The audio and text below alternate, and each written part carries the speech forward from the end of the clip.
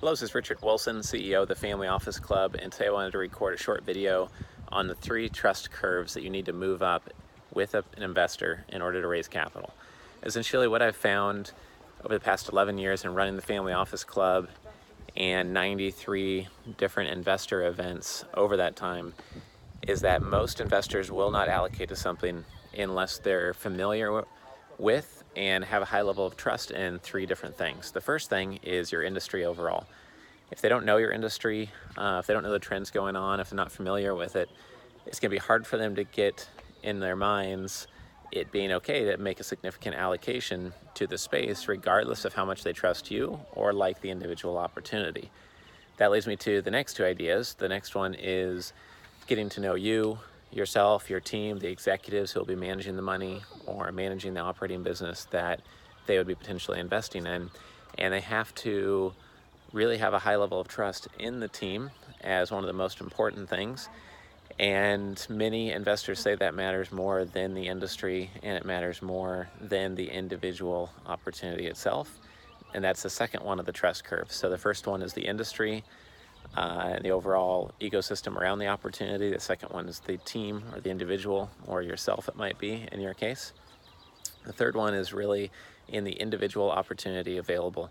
So that is in the specific investment offering that's being made, whether it's a debt investment, equity investment, co-investment of some type, etc. So an example of this would be that somebody might be approached with an investment for a self-storage facility, and it might be based in San Diego. But if the investor doesn't know much about the self-storage space and doesn't know whether it's a great deal or not, then they might not have confidence to move forward, even if they really like you and they really think that the debt note on that self-storage facility sounds great and has great collateral behind it. They might stall and not go forward because of the lack of knowledge on the industry itself. That's one example to make this clear. In short, if you look at why people do and do not invest, I just find that these 3 trust curves almost always have to be in place. And it's why people usually start with their friends and family when it comes to finding money, because those people are all the way up the trust curve on you and your team and your abilities, and they trust you. Even if they're not up the other 2 curves, they're so far up that trust curve on yourself, they're willing to overlook their lack of knowledge perhaps on the other 2 curves. If you cannot go to friends and family, you've already gone through those leads, the next stage is to look at who else knows your industry very well. That could be someone who made their money in your industry, could be someone who is a titan in your space, could be someone who is known for allocating into your space commonly, and they're so familiar with your space that when they see your deal, they're going to know that your deal is excellent because it's in a great context of the space.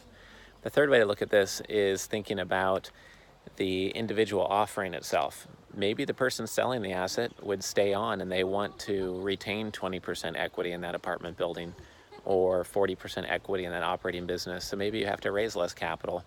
And maybe strategically, it'd be good to have them have some equity on the board to help with the transition, to be on the advisory board or formal board and really help drive the value in that business moving forward.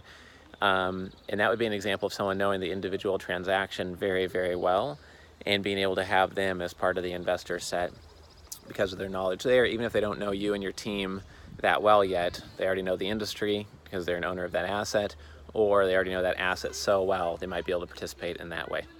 I hope this talk about the 3 trust curves helps you think about the different investors you've faced, why things have worked out in the past with investors, and I'm sure you'll be able to look back at investors you've closed or that you're working on closing and point out why you've gotten traction and which one of the 3 trust curves they have been up when they first met you, and whether they went through all 3 trust curves or just went very high on one in order to close them as an investor. Hope you found this helpful. If you want to learn more about our work, please visit the Family Office Club at familyoffices.com. Thank you.